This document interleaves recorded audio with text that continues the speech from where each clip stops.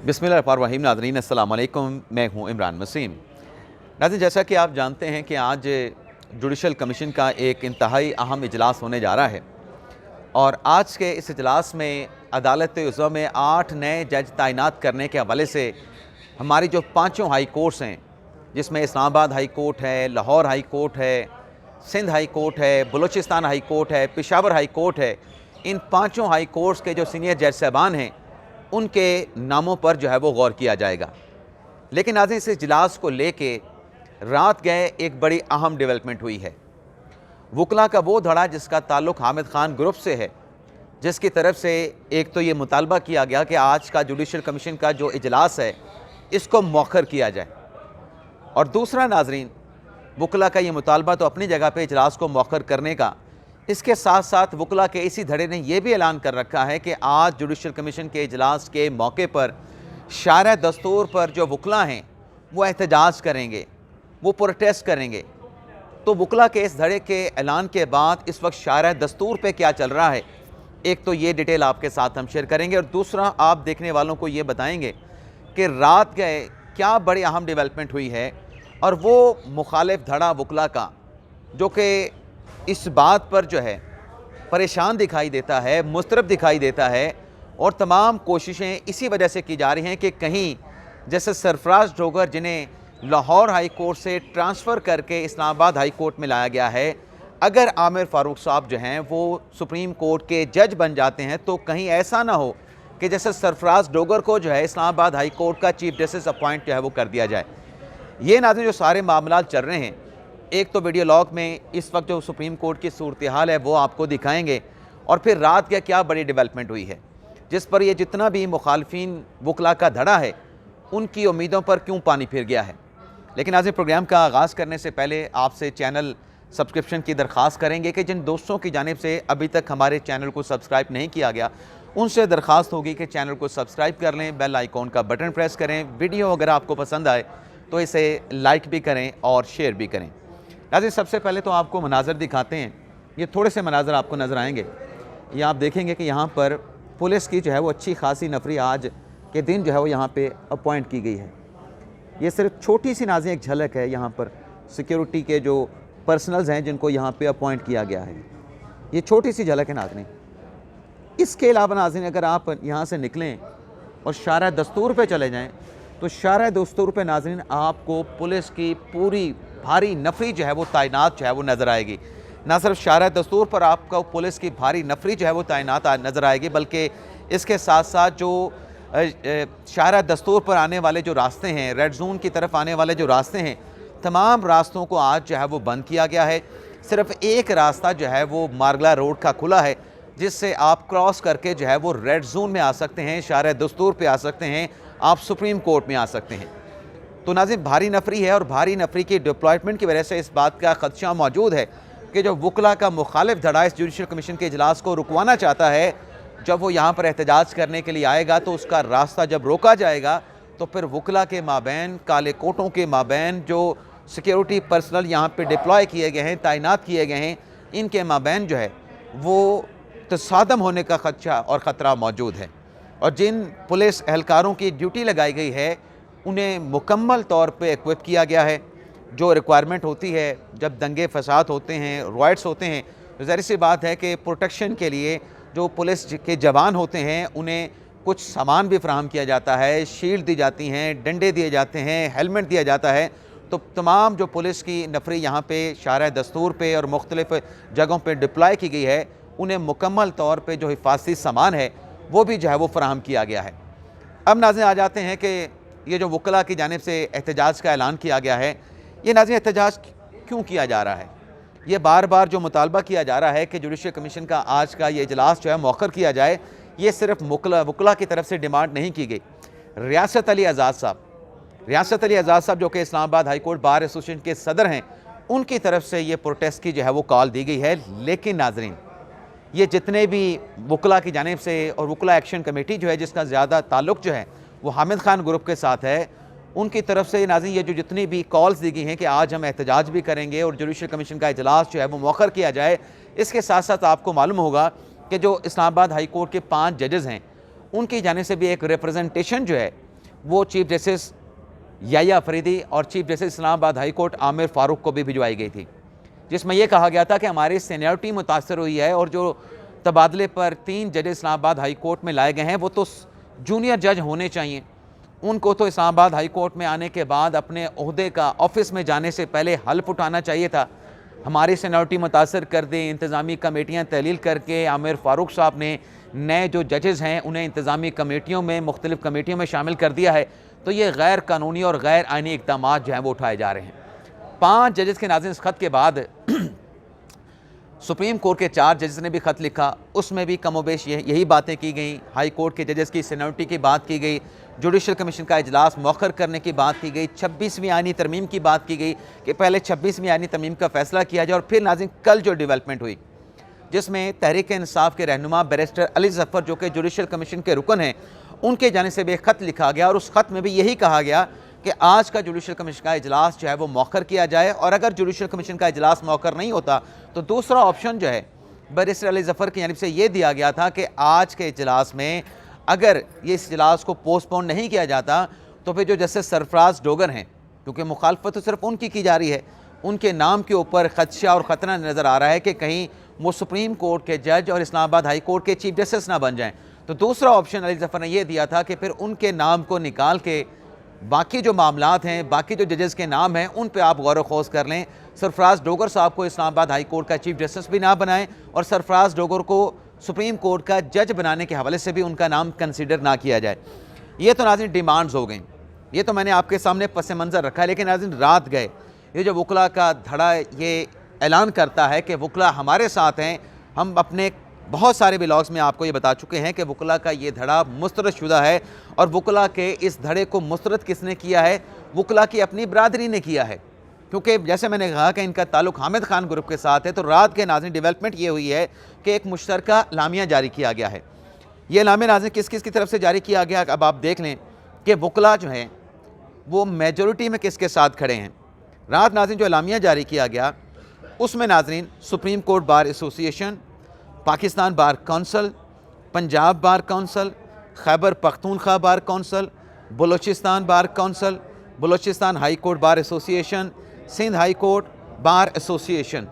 इनकी तरफ से मुश्तरका जॉइंट डिक्लेरेशन जारी किया गया। अब इस डिक्लेरेशन में नाज़रीन क्या कहा जा रहा है कि हम वकला बरादरी के मुंतखब नुमाइंदे हमेशा कानून की हुक्मरानी, अदलिया की आज़ादी, इदारों की बालादस्ती और आइन की पासदारी के लिए खड़े रहे हैं। लेकिन इस एलामिया में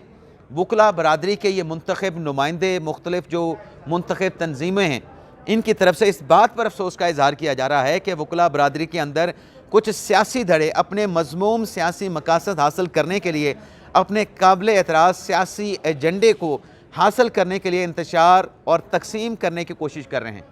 अब नाज़रीन ये जो वकला के धड़े ने प्रोटेस्ट का ऐलान कर रखा है और जुडिशल कमीशन इजलास मौखर करने का भी साथ में मुतालबा कर रखा है, और जिस तरीके से उनके प्रोटेस्ट को, और यहाँ पर वो कहते हैं ना कि एक जो लॉ एंड ऑर्डर की सूरत हाल है अगर यहाँ पे क्रिएट हो जाती है तो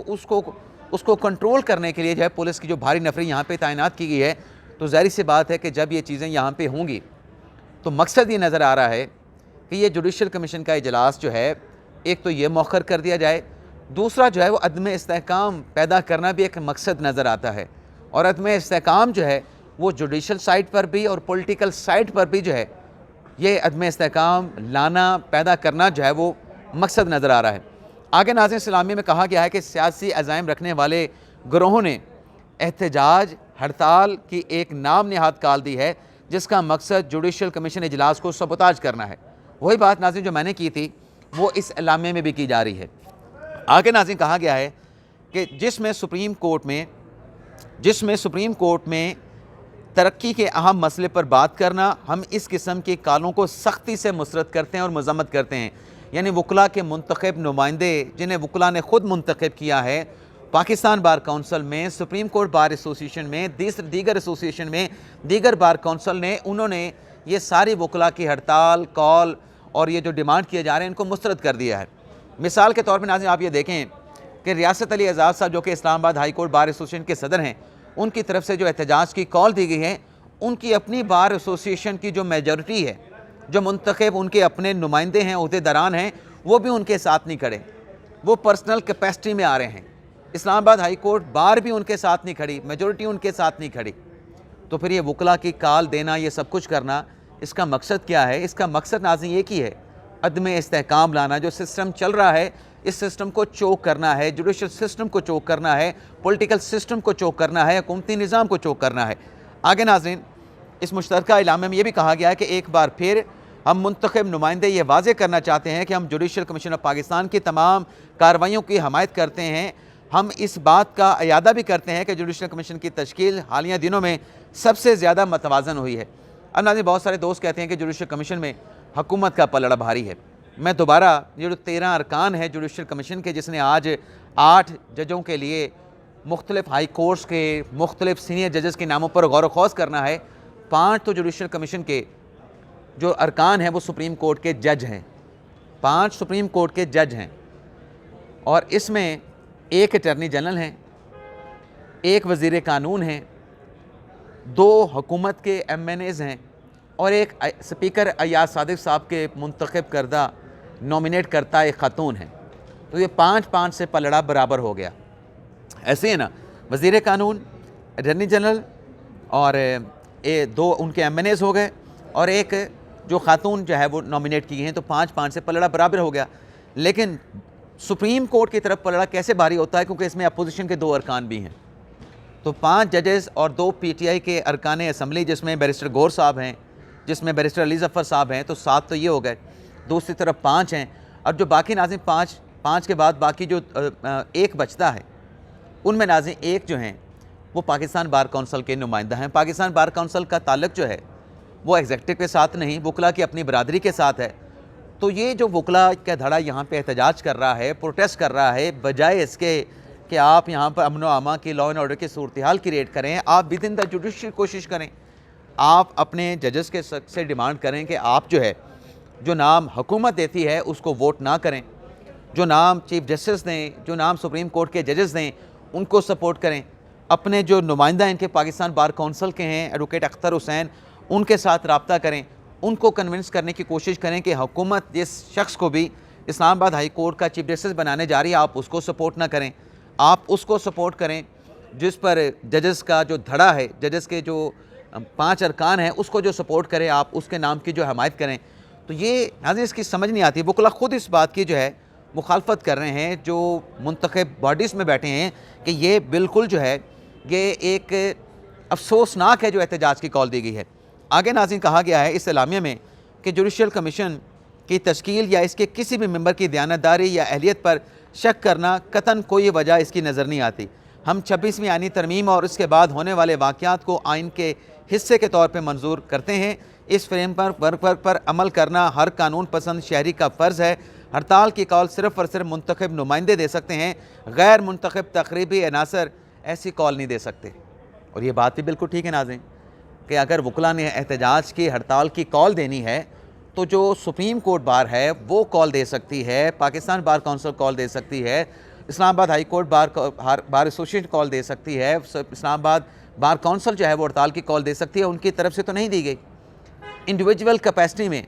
और एक वकला एक्शन कमेटी, जिसमें आपको वो तमाम वकला नज़र आएंगे जो पाकिस्तान तहरीक इंसाफ के साथ खड़े हैं, वो वकला आपको नज़र आएंगे। तो ये एक तकसीम की, वकला में तकसीम की सियासत हो रही है। आगे नाज़रीन इस्लामी में कहा गया है कि ऐसे अनासर की अपनी अपनी और कानूनी ज़िम्मेदारियों को पूरा करने वाली आज़ाद अदलिया की मुखालफत पर मज़म्मत की जानी चाहिए। हम वकला बरादरी जोर देते हैं कि वो कानून की हुक्मरानी, अदालती आज़ादी और आइनी हुक्मरानी की हमायत में मुत्तहिद हो जाएँ। वकला बरादरी तफरक़े डालने वाली क़ुव्वतों को मुस्तरद कर दें। ये उनके अपने मुंतखब नुमाइंदे कह रहे हैं। अब नाज़रीन जितनी भी कोशिशें की गई इस इजलास को रुकवाने के लिए वो नाकाम हुई हैं। आज जुडिशल कमीशन का इजलास होने जा रहा है और आज के इस इजलास में जो ज़राए बता रहे हैं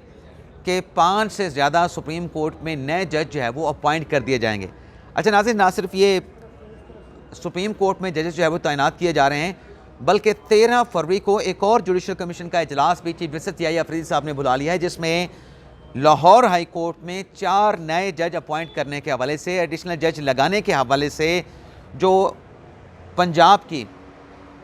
जो लोअर जुडिशरी है, मातहत अदलिया है, उसके नाम जो है वो तलब कर लिए हैं। यानी ये इजलास भी मौखर नहीं हो रहा, बल्कि चीफ जस्टिस याही अफरीदी ने एक और इजलास जो है वो 13 फरवरी को जो है वो तलब कर लिया है लाहौर हाई कोर्ट में 4 एडिशनल जजेस जो हैं अपॉइंट करने के हवाले से। बाकी नाज़रीन यहाँ पर जो कुछ होगा, यहाँ के जो मनाजर होंगे